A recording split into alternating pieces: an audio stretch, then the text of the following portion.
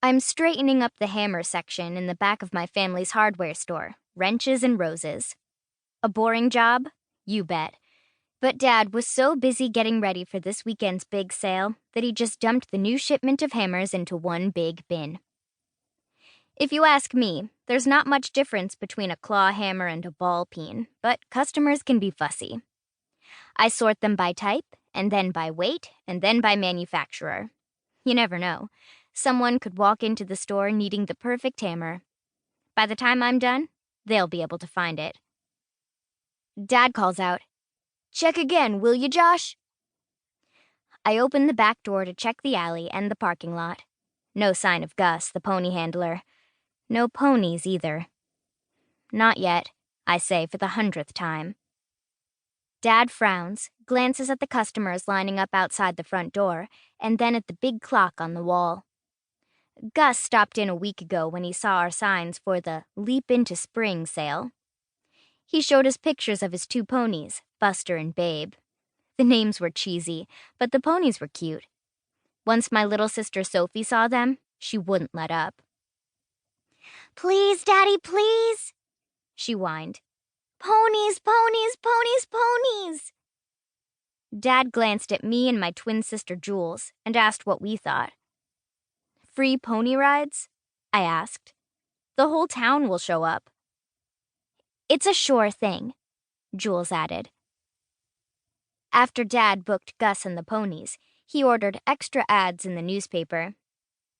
Jules and I spent the last few days plastering all the telephone poles up and down Main Street with flyers. Free pony rides for kids ages 8 and under. Saturday from 9 a.m. to 2 p.m. Sunday from noon to 4 p.m. The flyers and ads must have worked. We've never had people in line waiting for the doors to open before. That's a beautiful sight. We moved here from Pittsburgh after both of my parents were laid off. They had just enough in savings to buy this old store and fix it up, but money is really tight. Too many people want to shop at the big box stores instead of supporting local businesses, Mom explained. We haven't gotten our allowances in months, and we have to shop for new clothes at the thrift store, not the mall. Jules and I are the only kids in our grade who don't have cell phones. Last week, I heard our parents talking about canceling our cable and internet, which will completely ruin my life. This weekend's big sale has to work. Mom comes up from the basement carrying a small cardboard box, followed by Sophie, hopping around like Jules's pet rabbits, Cuddles and Lolly. "Ponies, ponies! Pony rides today!" Sophie sings out. "Hip, hip, hooray! Pony rides today!"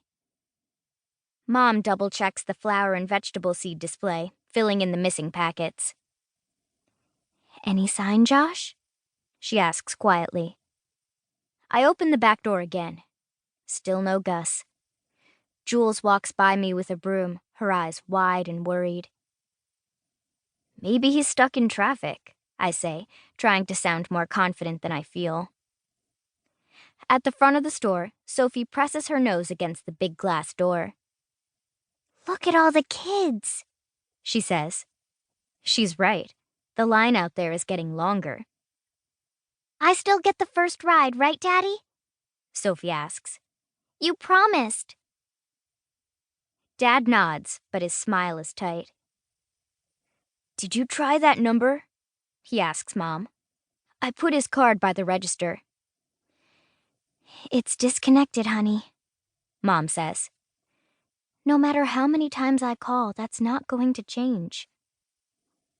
Jules sweeps over to where I'm standing and whispers, "Do you think he stole Dad's money?" "Shh," I say, but I'm thinking that exact same thing. Gus had insisted that Dad pay him half of the appearance fee ahead of time, in cash. Dad was reluctant, but it was the only way Gus would agree to the deal. It's only a few minutes till opening time. Things look bad. A heavy knock on the back door startles us all. "Finally," Dad says. I rush to open it.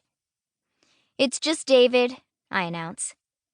David Hutchinson is one of the vet volunteers with Jules and me at Dr. Mack's veterinary clinic. Just David? He repeats. I deserve a little more credit than that, don't you think? He goes to throw a fake punch to my shoulder, but I shake my head.